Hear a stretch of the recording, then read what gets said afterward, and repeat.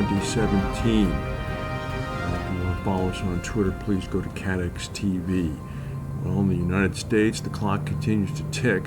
Yesterday, the New York Times took its turn on releasing a bombshell about President Trump, saying that fired ex-FBI Director James Comey had written a contemporaneous memo on February 14th, the night of a meeting that Trump had alone with Comey, in which he apparently asked him to drop the investigation into fired National Security aide Michael Flynn.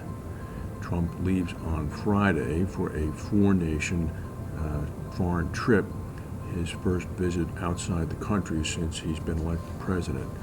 The scandal and questions will swirl along behind him, following him. Meanwhile, another area that's seeing scandal and questions is Volkswagen, and you knew that this shoe was going to drop. The emission scandal has now reached deep into the company's boardroom. This morning, German prosecutors say they are investigating Matthias Muller, the chief executive officer of Volkswagen, on suspicion of market manipulation. This is the first time that Muller has been officially identified as a suspect in the scandal, which has already cost Volkswagen tens of billions of dollars in settlements and fines after the car maker installed software known as a defeat device in diesel vehicles to help them bypass emission standards. What Volkswagen's top managers knew of the emission cheating, and if so, when, has major implications for Volkswagen's finances. In the United States and in Europe, shareholders have sued the company. Determining what exactly are the facts in this instance will have a major bearing on how much money will be awarded. The big broker Willis Reinsurance has taken an account to play Zurich's North America General Liability Treaty from the longtime incumbent big broker Guy Carpenter. This is according to the Insurance Insider. Underwriting sources are telling the Insider that the account, which is a mid-year renewal, meaning it'll come up on July 1, had recently moved from Carpenter to Willis. It's understood that Willis will now place the excess of loss cover for Zurich's lead umbrella and excess casualty book, as well as its environmental liability portfolios.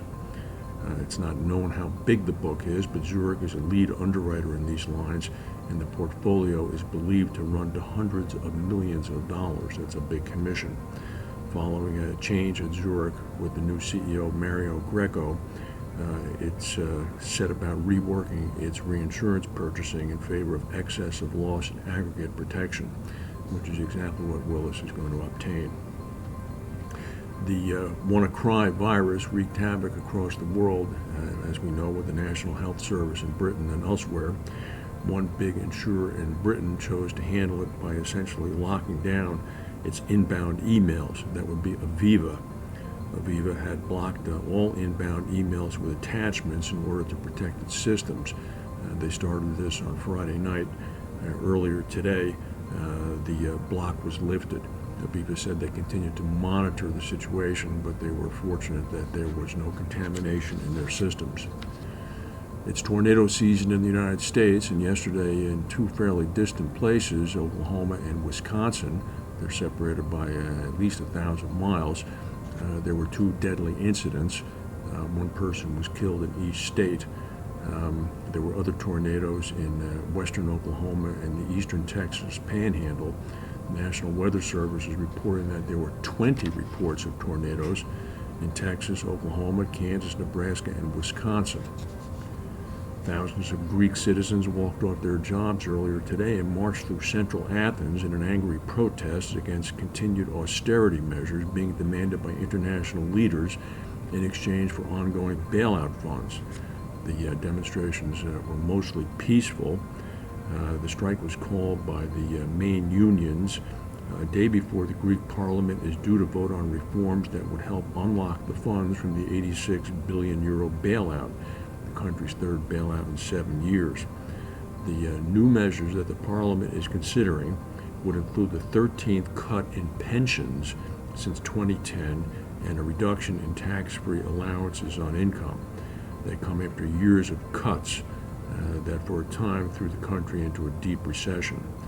Unemployment is now running at about 25%, and there is a 48% unemployment rate among young people. Here's an interesting story. In Germany, on the autobahn A33 in the northeastern part of the country, in Bielefeld, a giant truck transporting a wind turbine blade, which apparently was well over 120 feet long, was apparently tailgating the vehicle in front of it. It crashed into the truck in front of it. The driver of both vehicles were injured. The giant blade fell off the transport truck and shut down the autobahn for approximately 6 hours. It's not known what the extent of the injuries were, but why anybody would be tailgating a truck when you're carrying a 125-foot blade is beyond me. That's the news for today. If we have any breaking news, we'll come back and tell you. Thank you for watching, and we'll see you tomorrow.